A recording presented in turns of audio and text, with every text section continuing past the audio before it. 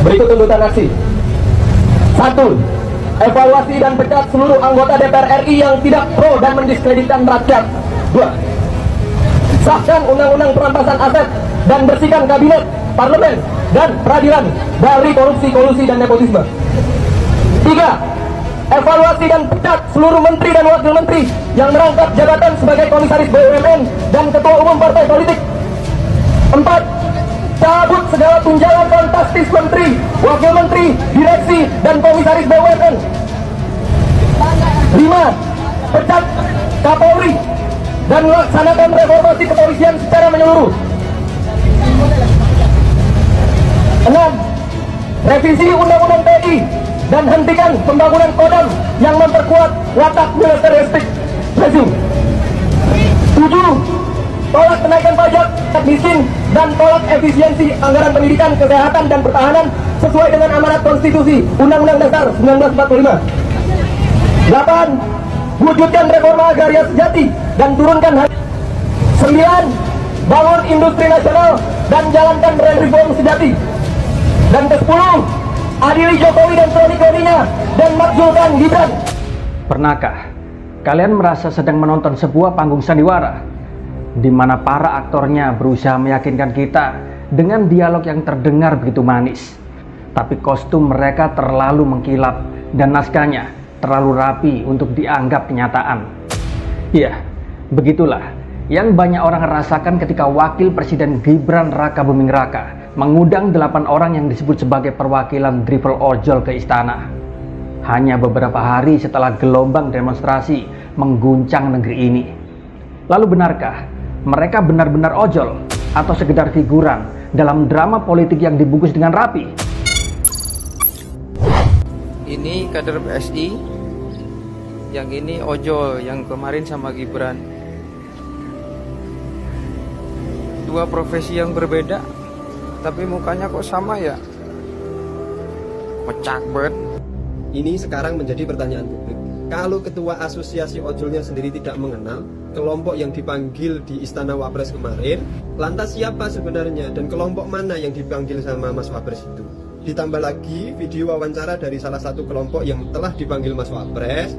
Nah, wawancaranya seperti ini.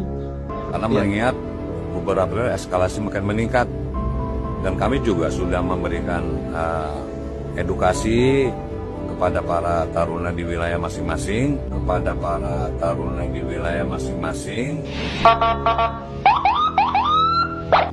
Nah, ini dia itu keceplosan, memang dari taruna atau dari ojol?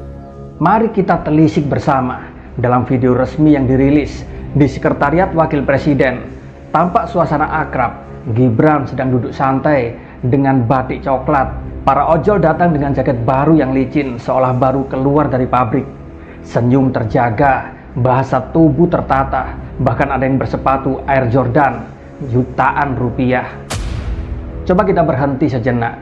Adakah kalian pernah melihat ojol yang seharian melintas di jalanan penuh debu, panas, hujan, macet, tapi jaketnya sebersih itu? Sepatu semengkilap tanpa noda, wajah mulus tanpa jejak asap jalanan. Publik pun lalu bereaksi, ojol jadi-jadian, sebuah istilah yang langsung viral di media sosial. Namun kecurigaan tak berhenti pada penampilan, ada pula yang janggal pada kata-kata. Salah seorang yang hadir, Rahman Thohir, berbicara dengan diksi yang asing di telinga para ojol pada umumnya. Ia bicara tentang eskalasi demonstrasi, bahkan menyebut para ojol sebagai taruna di wilayahnya. karena mengingat beberapa eskalasi makin meningkat, dan kami juga sudah memberikan edukasi kepada para taruna di wilayah masing-masing, untuk tidak ikut serta atau terpancing isu-isu provokatif mengenai unjuk rasa atau demo yang kemarin. Sekilas sih, ini terdengar intelektual, tapi justru itu masalahnya. Warganet dengan cepat menangkap kejanggalan. Eskalasi, taruna, ojol mana coba yang sehari-hari ngomong begitu? Bahkan ada kabar salah satu di antara perwakilan yang hadir, ada kader PSI yang pernah mencalonkan menjadi anggota dewan tapi gagal. Disinilah drama ini seolah lupa bahwa peran harus dimainkan dengan bahasa yang sesuai realitas. Lupa bahwa kehidupan jalanan punya dialeknya sendiri, jauh dari gaya pejabat yang berwacana. Publik di sini mencium bahwa ini adalah aroma settingan. Jika benar ingin mendengar aspirasi ojol, mengapa yang diundang bukan dari asosiasi ojol yang resmi, yang banyak dikenal oleh para ojol? Raden Igun Wicaksono, Ketua Garda Indonesia, Asosiasi Ojol Resmi, yang sudah terdaftar dengan tegas mengatakan, "Kami tidak tahu mereka siapa. Mereka bukan bagian dari kami. Mereka tidak pernah ada di lokasi tragedi Afan Kurniawan."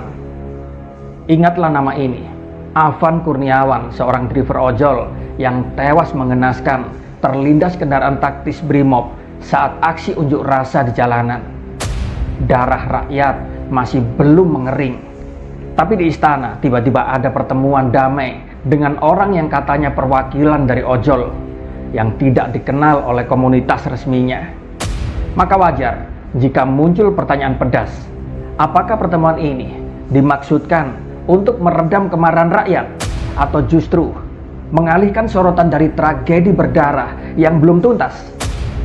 Mari kita lihat polanya. Gelombang demonstrasi nasional pecah di Jakarta, di Bandung, Surabaya, Solo, Makassar, dan lain-lain.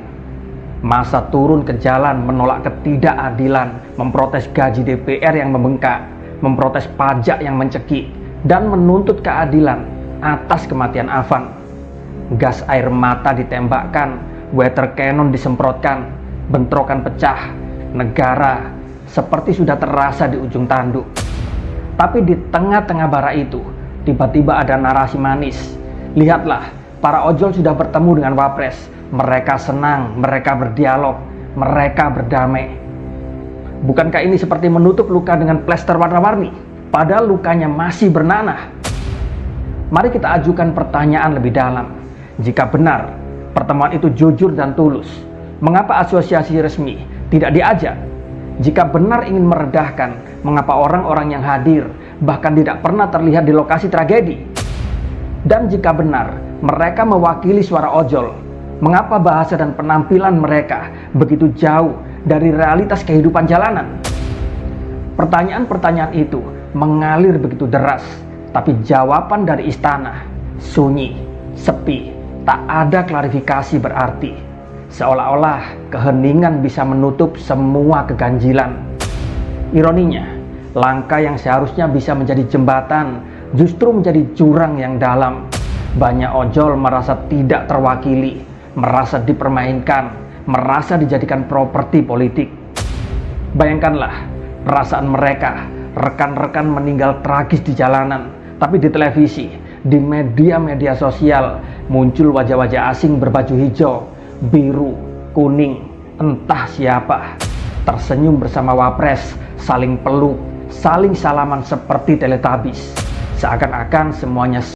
Halo teman-teman, berjumpa bersama saya di Politik Dangi. Kalau kita melihat bagaimana situasi Indonesia kemarin yang sangat mencekam, nah Gibran teman-teman bertemu dengan ojol ya, dan ini terkait dengan bagaimana salah satu ojol ya waktu itu dilindas oleh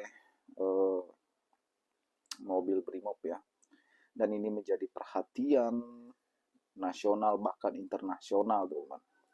Banyak yang mengecam aksi tersebut ya, dan kabarnya juga 7 tersangka ya diamankan oleh pihak kepolisian Propam.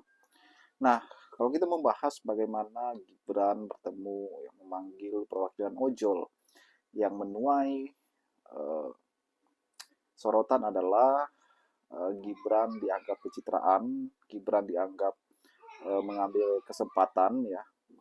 Bahkan kalau kita melihat ini adalah sebuah settingan ya, banyak media ataupun netizen yang mengkritik Gibran ya, lantaran ya terlihat beberapa ojol, oknum-oknum ini teman-teman, kata netizen ramai di media sosial, yaitu menggunakan sepatu yang mahal, tidak sesuai dengan pendapatan dan sebagainya. Nah, inilah yang dikatakan masyarakat atau netizen teman-teman. Nah, di sisi lain bagaimana seolah Gibran pencitraan namun gagal ya mengambil kesempatan ini agar namanya semakin viral dan sebagainya.